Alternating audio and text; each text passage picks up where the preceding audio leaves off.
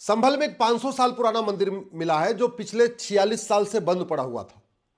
1978 में वहां दंगा हुआ था। उस दंगे में हिंदुओं के घर मकान पे कब्जा हुआ, खेत खलिहान पे कब्जा हुआ, उनके उद्योग व्यापार पे कब्जा हुआ, बहन बेटियों से छेड़छाड़ हुई, इसलिए हिंदू वहां से पलायन कर गए। तो पलायन जब कर गए तो उनके केवल जमीन जायदाद पे नहीं कब्जा किया बल्कि मंदिर पे भी कब्जा कर लिया, और वो 500 साल पुराना मंदिर है। मैं धन्यवाद दूंगा माननीय योगी जी को, मैं धन्यवाद दूंगा संभल के डीएम साहब को और उनके वहां के पुलिस कप्तान को कि जिन्होंने इस 500 साल पुराने मंदिर को खोज के निकाला है। मैं बार बार कहता हूं, अगर हम घटेंगे तो कटेंगे, और जहां जहां घटे वहां वहां कटे, और आज भी लगातार घट रहे हैं। घटने का मूल कारण 5 है। पहला लफ्ज़ जिहाद, दूसरा ड्रग जिहाद, तीसरा घुसपैठ जिहाद, चौथा धर्मांतरण जिहाद, पांचवा जनसंख्या जिहाद। लफ्ज़ जिहाद के कारण हम घट रहे, ड्रग जिहाद के कारण हमारे बच्चे नपुंसक होते जा रहे, घुसपैठ जिहाद तगड़ा चल रहा है, 6 करोड़ घुसपैठी आके बसा दिए गए हैं। धर्मांतरण जिहाद खूब चल रहा है, लगभग प्रतिदिन 10,000 हिंदुओं का धर्मांतरण हो रहा है। और जनसंख्या जिहाद अपने चरम पे है, 90,000 बच्चे प्रतिदिन पैदा हो रहे हैं, उसमें से हिंदू मात्र 45,000 हैं, यानी 50-50 का रेशियो चल रहा है। और आप खुद सोचिए कि 1978 में जब देश आजाद था, भारत में संसद थी, भारत में सुप्रीम कोर्ट है, हाई कोर्ट है, सब कुछ है, इसके बावजूद जब दंगा हुआ तो केवल मकान दुकान खेत खलिहान पे कब्जा नहीं हुआ बल्कि मंदिर पे भी कब्जा हो गया। तो आप कल्पना करिए बाबर, हुमायूं, तुगलक, गजनी, गोरी के समय क्या हुआ होगा। ये तो जिला प्रशासन संभल का गया था वहां बिजली की चोरी पकड़ने, वहां गया था अवैध निर्माण देखने, तो मंदिर मिल गया। और इसीलिए जब हम कहते हैं प्लेस ऑफ वर्शिप एक्ट के अंतर्गत सर्वे होना चाहिए तो सर्वे नहीं करने दे रहे। ये तभी एक मंदिर मिला है जबकि जिला प्रशासन केवल बिजली की चोरी चेक करने गया था। अगर जहां जहां मुगलों के समय में मस्जिदें बनी हैं, वो इनफैक्ट सारी की सारी मस्जिदें हमारे मंदिरों के ऊपर बनाई हैं। न मुगलों ने एक भी नया शहर बसाया, न उन्होंने एक भी नई मस्जिद बनाई। हमारे बसे बसाए शहरों का नाम बदला और हमारे बने बनाए मंदिरों का गुंबद बदला था। और ये जो डेमोग्राफिक इम्बैलेंस है ना, इसका दुष्परिणाम ये है, आज की डेट में हम 9 राज्यों में खत्म हो चुके हैं। भारत में कुल 28 राज्य हैं, 8 केंद्र शासित प्रदेश हैं, टोटल हो गए 36। 36 में से 9 राज्यों में डेमोग्राफी बदल गई, यानी 25% राज्यों की डेमोग्राफी बदल चुकी है। और घटेंगे तो कटेंगे, और जहां घटे वहां कट चुके। 200 जिले हैं, उसमें से 800 जिले हैं, उसमें से 200 जिलों की डेमोग्राफी बदल चुकी है। 6,000 तहसीलों में से 1,500 तहसीलों की डेमोग्राफी बदल चुकी है।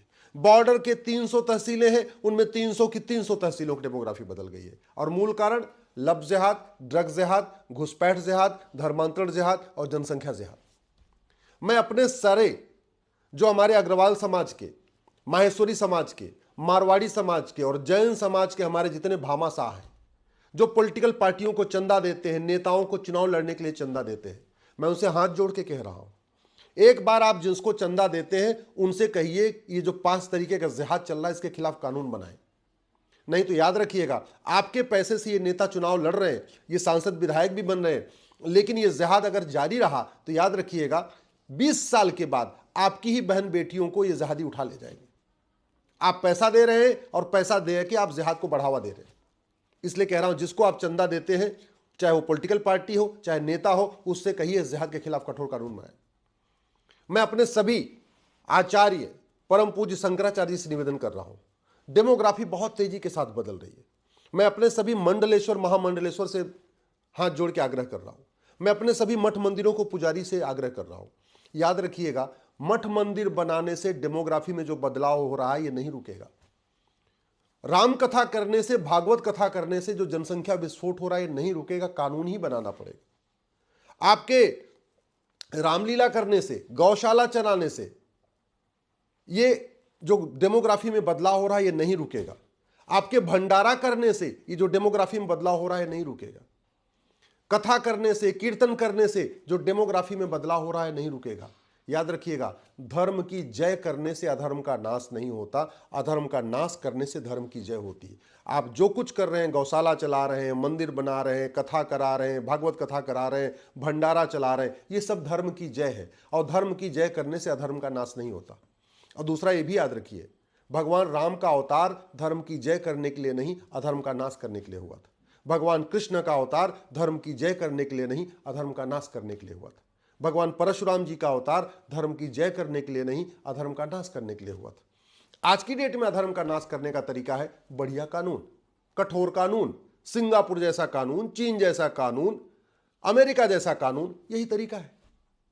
भारत में अगर हमने अल्पसंख्यक को डिफाइन नहीं किया और बिना परिभाषा अल्पसंख्यक को डिफाइन किए अगर हमने ये मंत्रालय जारी रखा, आयोग जारी रखा और नियम कानून जारी रखा, तो याद रखिएगा, ये जो अल्पसंख्यक मंत्रालय है, ये धर्मांतरण मंत्रालय का काम कर रहा है। अल्पसंख्यक मंत्रालय में जितनी ज्यादा योजनाएं होंगी, जितना ज्यादा बजट होगा, धर्मांतरण उतना तेज होगा। हमने आज तक हेट स्पीच को डिफाइन नहीं किया, और इसका नतीजा यह है कि जो हेट स्पीच फैलाने वाली किताबें हैं, उनके खिलाफ FIR नहीं हो पा रहा है, हेट स्पीच देने वालों के खिलाफ FIR नहीं हो रहा है। तो आप जिसको चंदा दे रहे हैं, आप उनसे बात करिए, सांसद विधायक से बात करिए, उनको कहिए हेट स्पीच डिफाइन करवाए ना, माइनॉरिटी को डिफाइन करवाए ना। आज तक हमने धर्म और रिलीजन को डिफाइन नहीं किया, और नतीजा यह हुआ कि संविधान में लिखा हुआ है रिलीजियस किताब नहीं पढ़ाएंगे, और हमारे जज उसका इंटरप्रिटेशन कर रहे हैं कि भागवत गीता नहीं पढ़ा सकते। भागवत गीता, रामचरितमानस, वाल्मीकि रामायण, सत्यार्थ प्रकाश, ये मजहबी किताब नहीं है, ये हमारे धार्मिक ग्रंथ हैं, और संविधान कहता है रिलीजियस किताब को नहीं पढ़ाना। लेकिन हमने चूंकि रिलीजन और धर्म को डिफाइन नहीं किया, तो हो क्या रहा है, आर्टिकल 28 कहता है रिलीजियस किताब नहीं पढ़ाना, और उसकी इंटरप्रिटेशन क्या हो रही है कि भगवत गीता भी नहीं पढ़ाना। आज हमारे सामने जो सबसे बड़ा खतरा है जनसंख्या विस्फोट का, वो तब रुकेगा जब कठोर कानून बनेगा। याद रखिएगा, मठ मंदिर बनाने से या कथा करने से या धर्मशाला चलाने से या गौशाला चलाने से या भंडारा करने से जनसंख्या विस्फोट नहीं रुकेगा, उसके लिए तो कानून बनाना पड़ेगा। आप जितने काम इस तरीके के कर रहे हैं, करोड़ों रुपए खर्च कर रहे हैं, इससे नफरती स्कूल नहीं बंद होंगे। मदरसा बंद करने के लिए तो आपको माइनॉरिटी को डिफाइन करना पड़ेगा, और माइनॉरिटी के दायरे से आपको बाहर निकालना पड़ेगा इसको। आप जितने भी जिहाद चल रहे हैं, लफ्ज़ जिहाद, ये कानून से ही रुकेगा। ड्रग जिहाद कानून से ही रुकेगा, घुसपैठ जिहाद कानून से ही रुकेगा, धर्मांतरण जिहाद कानून से रुकेगा।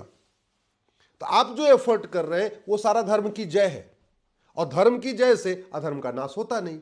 हाँ, अधर्म का नाश करने से धर्म की जय होती है। इसलिए मेरा आप लोगों से हाथ जोड़ के निवेदन है, भारत में समान शिक्षा लागू करने की मांग करिए, समान नागरिक संहिता लागू करने की मांग करिए, घुसपैठ के खिलाफ कठोर कानून बनाने की मांग करिए। मैं माननीय मुख्यमंत्री से भी आग्रह करता हूं, आपने जिस तरीके का बोल्ड स्टेप लिया है और जितना प्रशासन को आपने पूरी स्वतंत्रता दे रखा है कि वो कानून के हिसाब से काम करें, मेरा आपसे ये भी आग्रह है। और खासतौर पे मैं पूरे उत्तर प्रदेश के सभी कप्तान और कलेक्टर से आग्रह करता हूं, जहां घुसपैठिए मिले उनको पकड़िए, और घुसपैठियों और उनके मददगारों के खिलाफ आप 5 धारा लगाइए, NSA लगाइए, UAPA लगाइए, वेजिंग वॉर लगाइए, देशद्रोह लगाइए, गैंगस्टर एक्ट लगाइए। घुसपैठियों और उनके मददगार का मतलब जो घुसपैठियों का आधार बनाता है, राशन कार्ड बनाता है, ड्राइविंग लाइसेंस बनाता है, वोटर ID बनाता है, बर्थ सर्टिफिकेट बनाता है, जो भी कुछ करता है, उनके खिलाफ भी ये 5 धारा लगाइए। मैं गारंटी के साथ कहता हूं, घुसपैठी अपने आप भाग जाएंगे और आने वाले टाइम में कोई घुसपैठियों की मदद नहीं करेगा। मैं माननीय मुख्यमंत्री से निवेदन कर रहा हूं, आपने धर्मांतरण कराने वालों पर NSA लगा दिया, लेकिन बाकी धाराएं नहीं लगी है।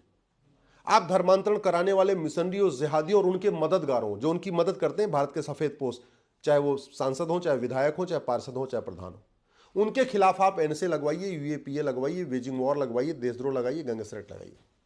जो घुसपैठियों और धर्मांतरण कराने वाले मिशनरियों, जिहादियों की मदद कर रहा है, इनकी प्रॉपर्टी जब्त करिए, इनकी नागरिकता खत्म करिए, इनको आजीवन कारावास देने के लिए व्यवस्था करिए, फास्ट ट्रैक कोर्ट बनाइए। मैं गारंटी के साथ कहता हूं, धर्मांतरण भी बंद हो जाएगा। आप drug narco polygraph brain mapping कानून बनाइए, और जो ड्रग जिहाद कर रहे हैं, इनको साल भर के अंदर फांसी दिलवाने की व्यवस्था कराइए। मैं कह रहा हूं, धर्मांतरण भी रुक जाएगा। जितने हमारे सनातन के सामने खतरे हैं, ये सारे के सारे खतरे नियम कानून को बदल के ठीक किया जा सकता है। लेकिन उसके लिए हमें क्या करना पड़ेगा, एक यूनिफॉर्म पुलिस कोड बनाना पड़ेगा, यूनिफॉर्म जुडिशियल कोड बनाना पड़ेगा, यूनिफॉर्म एडमिनिस्ट्रेटिव कोड बनाना पड़ेगा, यूनिफॉर्म एजुकेशन सिस्टम लागू करना पड़ेगा, यूनिफॉर्म सिविल कोड लागू करना पड़ेगा, नियम कानून बनाना पड़ेगा। मेरी बात ठीक लग रही हो, इस वीडियो को अधिक से अधिक शेयर करिएगा, क्योंकि याद रखिएगा, आज के नेता, अभिनेता, लेखक, बुद्धिजीवी, पत्रकार, कलमकार 20 साल के बाद आपके बच्चों को बचाने नहीं आएंगे, लेकिन जिन कानूनों की बात मैं कर रहा हूं, अगर ये कानून बना दिए गए तो अगले 500 साल तक हमारे और आपके बच्चे सुरक्षित रहेंगे।